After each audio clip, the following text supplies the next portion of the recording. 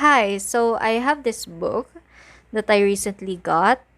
I actually got it like a few days after my birthday. It's called Love on the Brain by Ali Hazelwood, and I actually really like it. This is the very first book that I actually got to finish. It's embarrassing. I know I'm a 21. I'm not 21. I'm a 21-year-old who can't finish a book. Basically, I've had four books, I think, in my whole life. The first one is, I don't remember the title, but turns out I bought a sequel and not the first book. So, I am quite sad that I accidentally did that. So, I didn't get to finish that book. I don't even remember where I put it. The second one is Harry Potter, the first one, and I still haven't finished it. The third one is called More Than Words, I think is a title by, I don't remember the author, but that book, it has a really great story. It's about what was it about? I think it was about the woman, the main character, I think her name is Nina. She has a happy life currently. She has a job, but after like her dad died, there's like some things that she kind of wanted to change, but she had to pick between what she wanted and like her family. I love the type of story because, anyways, basically this one is about, okay, let me read you the synopsis. B's theory was right. B is her. B's theory was right. Forcing a scientist to work with her nemesis triggers explosive results. Like a like an avenging purple-haired Jedi bringing balance to the mansplained universe. B connects way, sir. I don't know how to pronounce that. B connects way, sir. Lives by a simple code. What would Mary Curie do? If NASA offered Mary her dream neuroengineering project, she would accept without hesitation. Duh. But the mother of modern physics never had to co-lead with Levi Ward. Sure, Levi has soul-piercing eyes, and sure he caught her in his powerful corded arms like a romance novel hero when she accidentally damseled in distress on her first day in the lab. But Levi made his feelings toward be clear in grad school. Arch nemesis work best when employed in their own galaxies far, far away. Now her equipment is missing, the staff ignores her, and B finds her floundering career in somewhat of a pickle. Perhaps it's her occipital cortex playing tricks on her, but B could swear she can see Levi softening into an ally, backing her place, devouring her with those eyes, and that the possibilities have all her neurons firing. But when it comes time to actually make a move and put her heart on the line, there's only one question that matters. What will B Connects Racer do? It's I'm getting goosebumps just by reading that. I don't know why. But also probably the fact that I finished this whole book. I finished this. The fact that I finished this probably is the reason that I'm getting goosebumps because I'm reminded of the scenes that happened. And that whole scene with her accidentally damseled in distress. Should I tell some spoilers? Because, but that scene is, what is the term that they use? Spicy. Or at least in her perspective. I don't know about Levi's perspective, but with B's perspective, it's spicy. It's spicy. Because they didn't say it correctly. Let's just say that in the synopsis they didn't say it correctly. They said that he caught her in his arms, but I'm not gonna elaborate any further. Just go read the book. Just go read the book to find it out for yourself. But it's a good scene, and it's this whole story is good. One of the reasons, or like the actual reason, is because they both like cats, and cats are involved in this story, and I love it. But there's a sad scene though about them mentioning about like, okay, okay, spoiler. There's a part where he asked her why she likes cats but she didn't wanna adopt cats. But I don't remember the exact words that she used. But she also used a whole scientific explanation to it, but in summary, she says that she lost almost everything in her life. So if she takes care of an animal, if she had a pet, they would just end up dying as well and she would lose them. And oh, I'm still traumatized from last a few weeks ago. I'm shaking. I'm still traumatized and I've had a lot of pets that died already. So I understand. I've been through a lot of those growing up. I've seen pets come and go. So I understand and it hurts reading that part and just the fact that both her parents actually died from a car accident and her sister is never around because she is always traveling the world and so B is like most her life always alone and she also experienced her ex fiance. I think he was already her fiance, ends up cheating on her with her best friend. So she also lost the friend, both the friend and the lover. Whew. She lost everyone. She basically lost everyone. So I do understand where she's coming from. And it's sad. It's really sad. Also, just the fact that her saying that whole thing with the pet, with the cat, just hurts. Uh, that's just a sad scene. I think I read it just yesterday.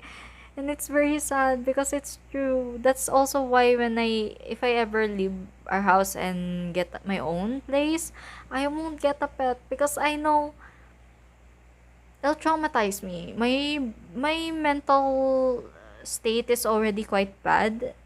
If I'm alone and I took care of a cat and it end up dying, I don't think I'll be able to handle it. And that's the same scenario with B. She's living all alone. Most of the time she's alone. So, and she lives in an apartment with the person that she's working with that is actually from her workplace, which is from NIH, I think.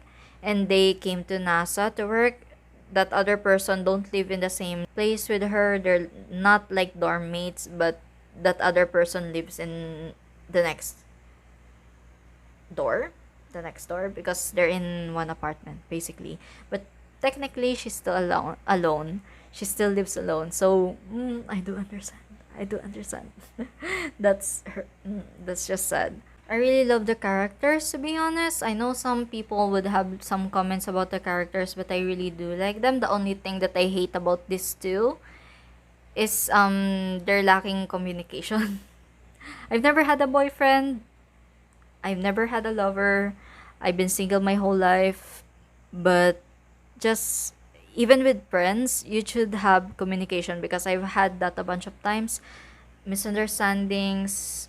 Sometimes it's not on my end, it's on the other person's end, and I had to like swallow my pride and just talk it out with them, though it's always another person's fault, or like most of the time it's another person's fault and not mine.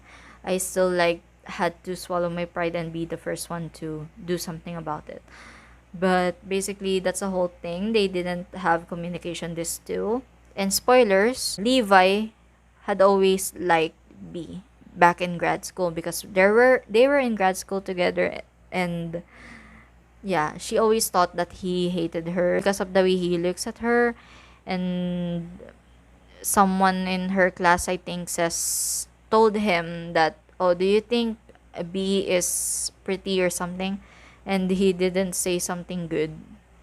And it's like just a defense mechanism of his because he didn't want her to know that he liked her.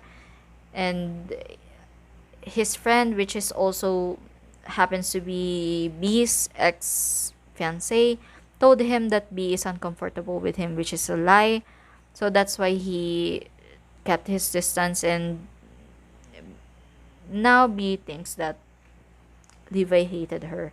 And a lot of things happened, like him coming to the rescue for her, not just on that, like, spicy first thing that happened the first day of work for B.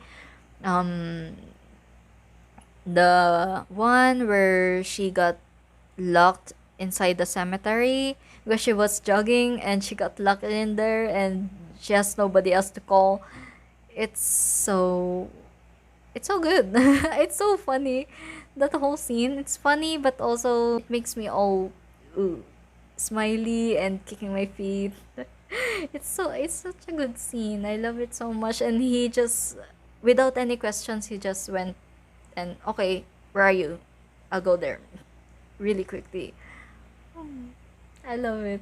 I love it so much. And there are lines that are I don't understand because I'm kind of dumb, and especially the ones that are related with the whole engineering scenes or making the it's a helmet, it's an equipment that they are making at NASA or the work of B and Levi. That whole the scenes regarding to that I don't understand a lot of stuff because obviously they're very scientific and I'm just dumb when it comes to that, though I like science. And just the scenes that are like the pop culture references, um, except for the Star Wars reference, I and a lot of other stuff, but mostly Star Wars reference. I don't understand because I don't watch Star Wars, but it's such a good read. I don't know if you will like it though. Probably this book is just for depending on the person really. This really depends on the person. Not everyone would like it, but really I like it so much. I do have a pretty bad reading comprehension though. But yeah, but I really like it so much. There are a lot of one-liners that are so funny, and I'll definitely read this again, but I don't know when. But I'm planning on annotating a lot of stuff in here, so I might actually reread it. And yeah, I really think you should check it out. Though, like I said, isn't for everyone. And that whole, I don't know what people think of the spicy scene, the very first actual spicy scene. I don't know what they think of it. Well, second, not first. That first one is good. That second one, I don't want to expose myself by making a comment on it. But I'm 21, I can make comments on it, but still, I don't want to make comments on it. And I'm like uncomfortable with stuff like that. But I just want to say that it's a good scene.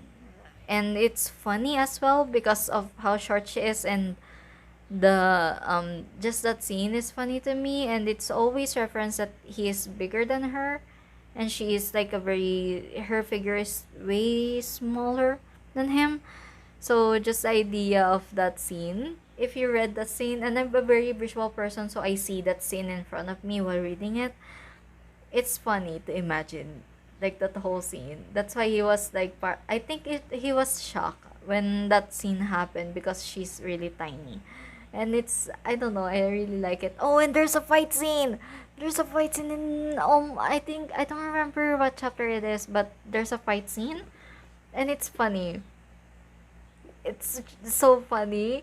But I was so stressed, so I'm really happy that that scene happened, that funny scene happened, because that the whole scene is really stressful, and suddenly it cut to a funny scene that ends the whole violence part, or kinda ended the violence part because there's still a scene after that that made me so scared because I thought Levi's gonna get hurt. But yeah, there's a funny scene there, and it really helped with like, oh, it's like a breath of fresh air. That scene basically, it's not all throughout stressful, and then cuts in the middle with that funny scene, and then stressful again, and then something cute happens in the end, and I love it. I love it so much. But again, I'm gonna repeat, this book isn't for everyone. And yeah, I really love it. Go and check it out if you are a STEM person. If you are a STEM student, you're a smart person, studies anything related to science, anything that, basically what the synopsis says, if you're resonating with it, go and get the book. I really think you would like it. I'm smart, but it depends. So I'm kind of dumb when it comes to this book, but I still got it because I'm curious, and also the book cover. That's another plus. Like the book cover, I love it. Like I love the book cover so much.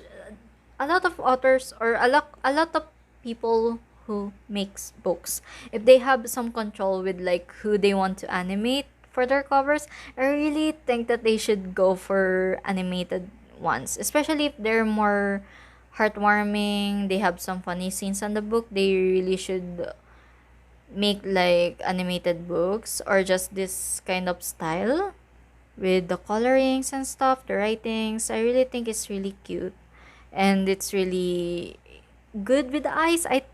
In my opinion, because when I went to National Bookstore, I went over there and saw this. I was like, I want this. I want this. I wasn't even planning on getting a book. I was just there because we finished eating, I think me and my parents. I was like, let's go to National Bookstore. I just want to see stuff there. And then this is in there, and I was like, is this a new book? This seems new.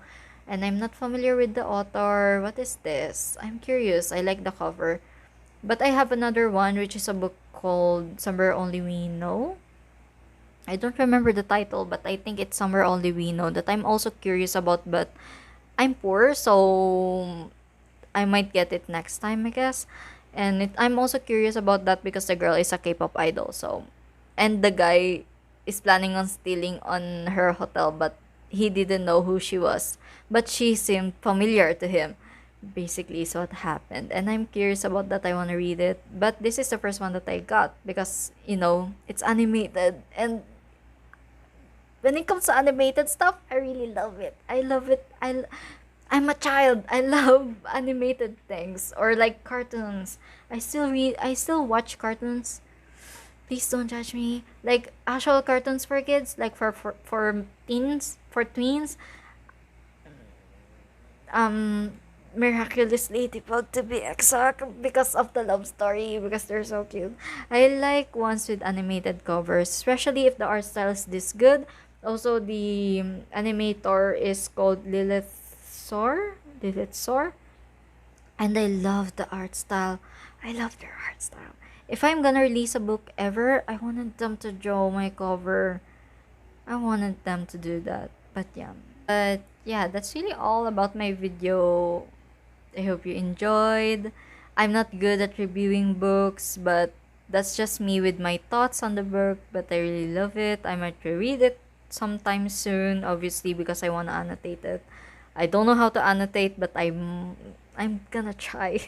But yeah, that's all, and I'll see you in the next video. Peace out.